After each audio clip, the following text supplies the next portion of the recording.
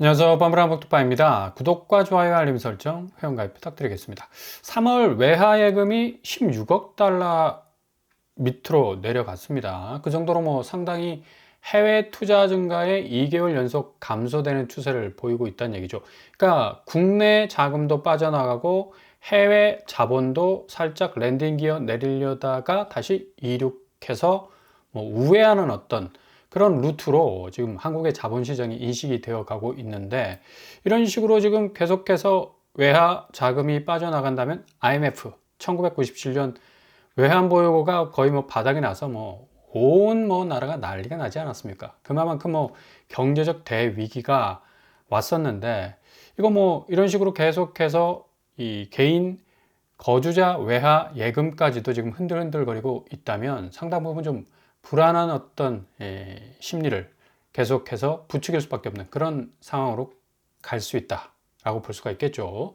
3월 중에 거주자 외화 예금 동향 한국은행이 발표를 했는데 15.9억 달러, 그러니까 반올림 하더라도 16억 달러인데, 이거 환율로 따져보면 16억 달러는 자그마치 2조 2천억에 해당되는 어마무시한 돈이죠. 그만큼 자금 자체가 상당히 달러를 매각하는, 달러의 어떤 가치 자체가 농축되는 게 아니라 계속해서 증발하듯이 날아가 버린다는 얘기죠. 하는 관계자는 달러 예금은 해외 직접 투자 그리고 수입 결제 대금 지급 등에 의해서 기업 예금 중심으로 줄었다고 하지만, 실질적으로 지금 달러가 살짝 더 치고 올라왔을 때 그냥 무자비하게 팔아버리자, 차익 실현을 위해서 외화예금 8개월 만에 최저치를 찍을 정도로 그래프상으로 보더라도 이렇게 뚝 떨어져 있는 걸 볼 수가 있죠. 그만큼 지금 상당히 지금 국내 자본시장의 자본 흐름이 심상치가 않음을 볼 수가 있습니다. 지금 미국 시장 자체가 지금 불안정성, 그러니까 한 치 앞도 내다볼 수 없는 안개 속 상황인 것은, 트럼프 대통령이 계속적으로 하루가 다르게 이 정책이 변하다 보니까 이거 어떻게 예단할 수 있는 근거가 없어. 그만큼 지금 이례적이고, 그리고 그동안 전혀 경험하지 못했던 어떤 경제 상황이 벌어지다 보니까 예상치 전망치가 다 날아가 버리죠. 그냥 완전히 그냥 베일이 벗겨져 버리는 그런 어떤 상황이 지속이 되고 있는데, 미국도 스스로 이 셀프 디스 하는 그런 어떤 상황으로 가고 있습니다. 지속되는 어떤 이 관세 정책의 모호한 스탠스 때문에 굉장히 지금 주식시장과 자본시장이 흔들거릴 수밖에 없는 거고, 지금 어쨌거나 저쨌거나 중국과의 어떤 무역 협상이 좀 잘 진행이 돼야 될 텐데 이게 지금 난항입니다. 근데 어제 또 본격적으로 트럼프가 중국에 대해서 또 유화책을 좀 내놨어요. 이전보다 더 아주 강력한 어떤 관세 카드는 꺼내지 않을 거다. 조금 더 뭔가 이 관세의 수치가 좀 낮아질 수 있겠다라는 어떤 이 낙관론을 좀 내놨는데, 이것 때문에 또 나스닥이 또 살짝 올랐죠. 그러니까 트럼프의 말 한마디, 그러니까 지도자 한 명의 워딩 한마디에 따라서 자본시장이 왔다리 갔다리 하니까 더 이상 미국 시장에 대한 어떤 믿음이 생기질 않는다는 얘기죠. 그러니까 주식시장 흔들려, 달러도 기축통화국 아닙니까?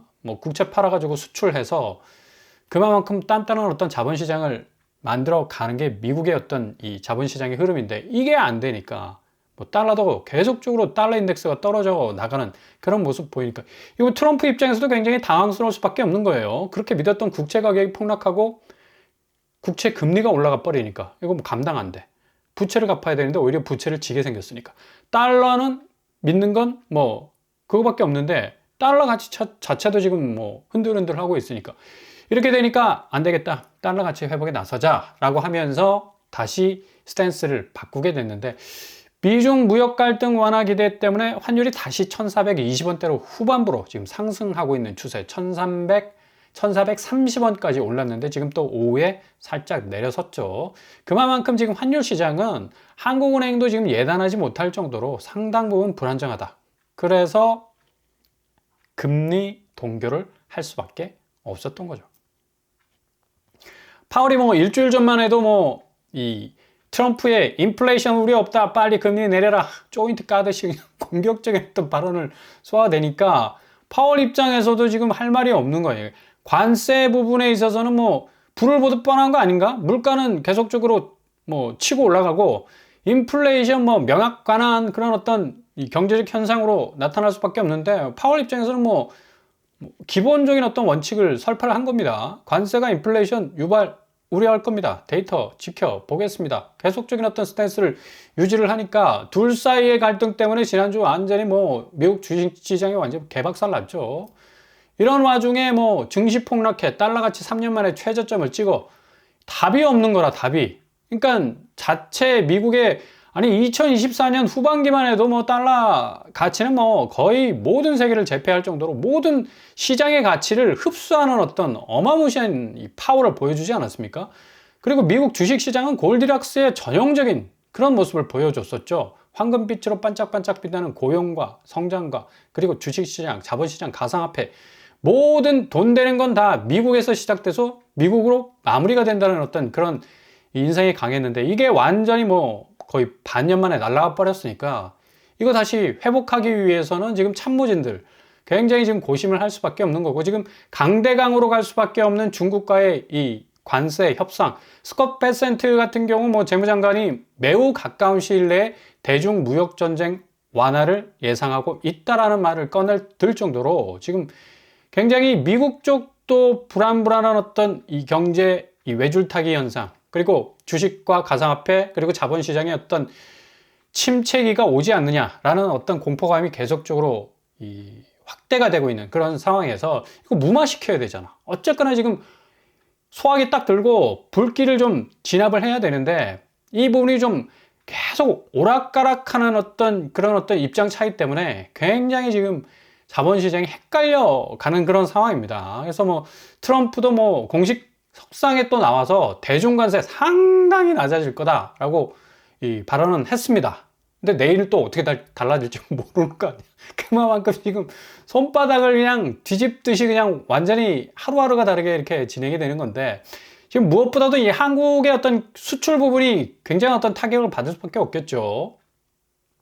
경제부총리가 통상협의를 위해서 방미를 했는데 뭐 미국은 어쨌거나 저쨌거나 한국의 입장을 뭐 관심을 가지고 경청을 하는 입장이고 한국은 열심히 설명해야 되는 입장인데 극적 타결 현상이 일어나도 이거 미중 관세 전쟁이 뭐 일단락되지 않고 계속적으로 지속이 된다면 한국 경제 성장률은 0.5%더 떨어질 전망이라는 얘기입니다. 그러니까 그만큼 지금 미중 갈등 간에 새우등 터질 수밖에 없는 한국의 수출 현황은 굉장히 좀 아슬아슬한 상황이고요. 이러다 보니까 뭐 생산자 물가지수 당연히 뭐 상승할 수밖에 없는 거고 한국은행이 오늘 발표한 생산자 물가지수 3월 1.3% 상승하는 추이를 보여주고 있고요. 뭐 농림수산품, 공산품, 전력가스, 뭐 서비스 등등등등 해서 전반적으로 모든 물가가 다 올라가는 추세.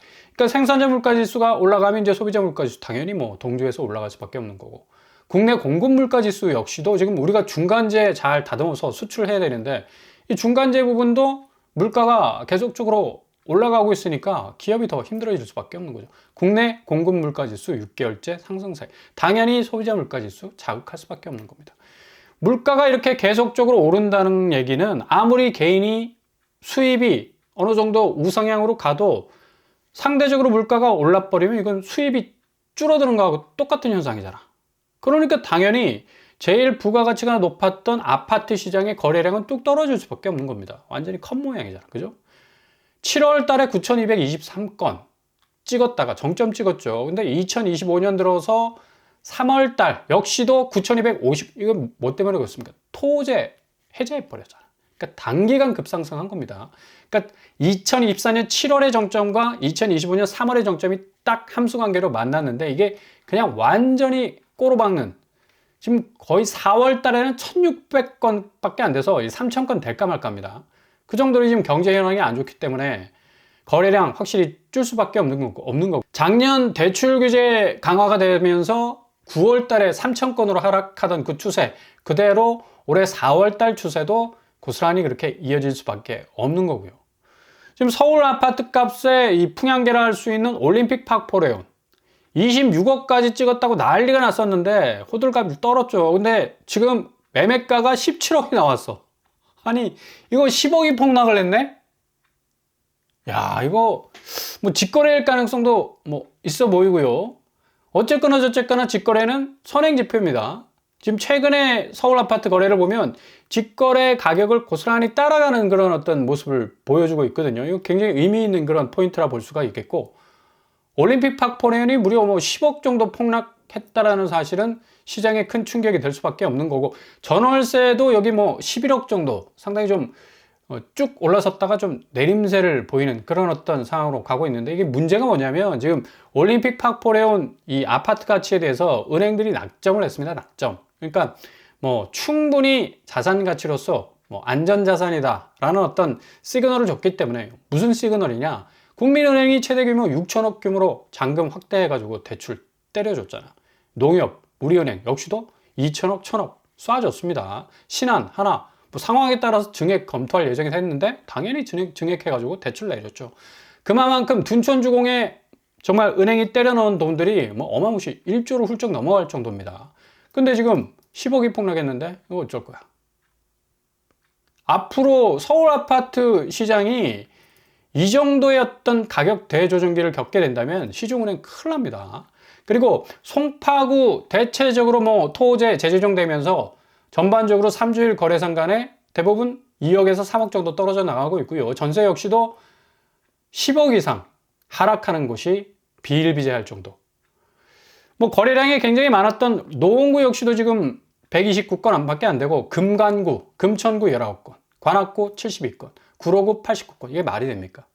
가장 그래도 서울에서 만만하다고 하는 집값 어떤 추이를 보이는 곳들이 이렇게 지금 거래량이 그냥 거의 내리꽂히고 있습니다.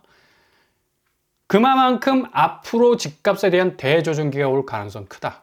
그렇기 때문에 서둘러서 집을 고점에 물릴 이유가 전혀 없어요. 설거지 당할 가능성이 아주 큽니다. 그래서 최근에 나온 공공분양, 무순위, 경매 한번 잘 들여다 보실 필요가 있는데, 하남교산 더 퍼스트 모집 공고를 냈죠. 여기 1115세대가 나오는데 8블럭입니다.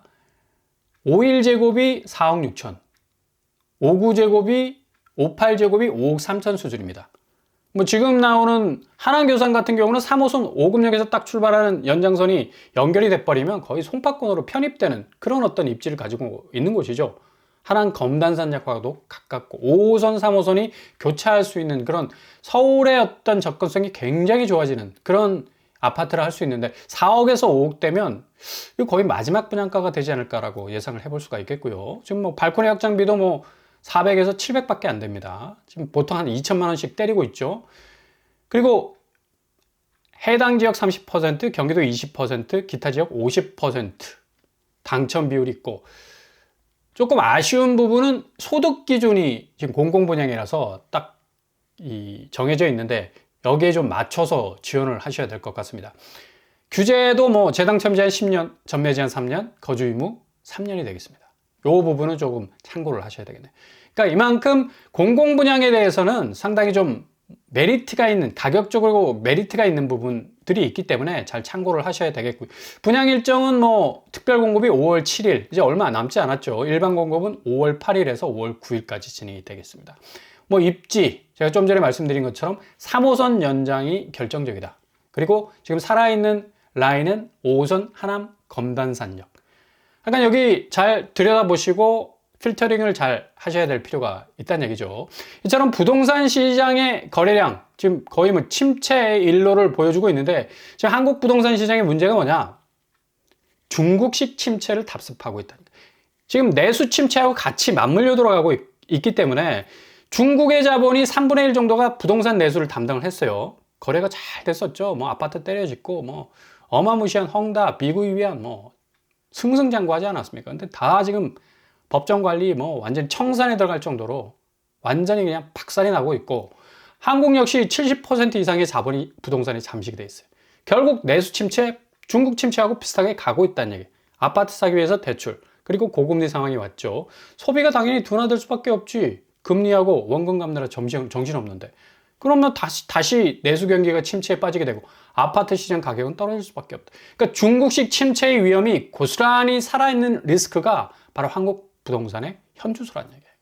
그러니까 그만큼 지금 금리 인상의 판을 쫙 깔아줬던 은행, 오히려 빨대 딱 꽂아놓고 떼돈 벌고 있지 않았습니까? 그만큼 관치금융, 정부에서 지금까지 너무나 이 금리 부분에 대해서 집요할 정도로 은행에 간섭을 많이 했기 때문에 거의 조인트 깔 정도로 빨리 금리 내려라, 금리 내려라. 뭐 얼마나 많은 압박을 줬습니까? 그러면서 금리를 싹 내리다가 다시 금리를 쭉 하고 올리는 예대금리, 예금금리는 확 낮추고 대출금리는 쭉 하고 올리는 뭐 1년 새 11% 급증할 정도의 순이익이 24조 원. 어마무시하게 그냥 은행이 현금 장사를 잘 하게 되는 건데 그만큼 이 금리 상황이 불안정했기 때문에 이런 상황이 나올 수밖에. 결국 그 모든 손실은 고객이 다 떠날 수밖에 없는 겁니다. 지난 7월에 DSR 2단계만 실시했어도 이런 현상이 안 일어나죠. 근데 2달 연기했잖아. 가계 대출 수요 막 폭발해버리고. 그러니까 은행만 떼돈을 벌었다는 얘기고, 벌어지는 예대금리 쳐보세요. 2025년 1월은 1.38까지 지금 벌어지고 있는 그런 어떤 모습을 보여주고 있습니다. 하여간 절대로 올해는 환율 안 내려옵니다. 미국은 절대로 달러 포기하지 않을 거고요. 금리도 고점에서 하산할 생각 안 할 거고요. 환율은 물가를 밀고 금리는 아파트값 찍어 누를 겁니다. 샌드위치 판상형에 갇힌 집값의 운명은 어떻게 될까? 보나마나죠. 기대하시라. 개봉박도. 무주택자 입장에서는 2015년의 집값 상황이 다시 올 공산도 굉장히 클 수가 있다는 얘기죠. 아무튼 지금 돌아가는 저 판살이 그렇게 불리한 상황은 아니에요. 무주택자 입장에서는 상당히 이 틈새와 우회로를 잘 지켜보시면서 기회를 잡으신다면 아주 이 저공비행으로 진입할 수 있는 아주 좋은 찬스를 맞이하실 수 있을 겁니다.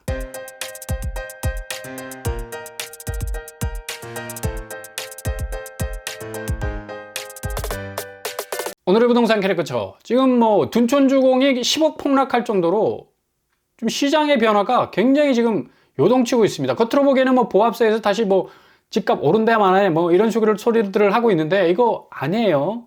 오판하시면 안 됩니다. 잘 시장을 들여다보시고 절대로 환율과 금리는 떨어지지 않는다. 이 상황에서 그렇다면 앞으로 집값은 더 하방 압력을 크게 받겠죠.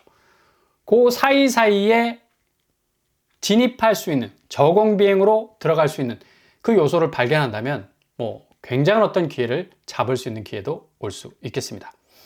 오늘도 응원합니다. 항상 여러분의 길이 꽃길만 되실 수 있길 바랍니다. 이상 오빠무라 목도빠를 마치겠습니다. 구독과 좋아요 부탁드립니다. 감사합니다.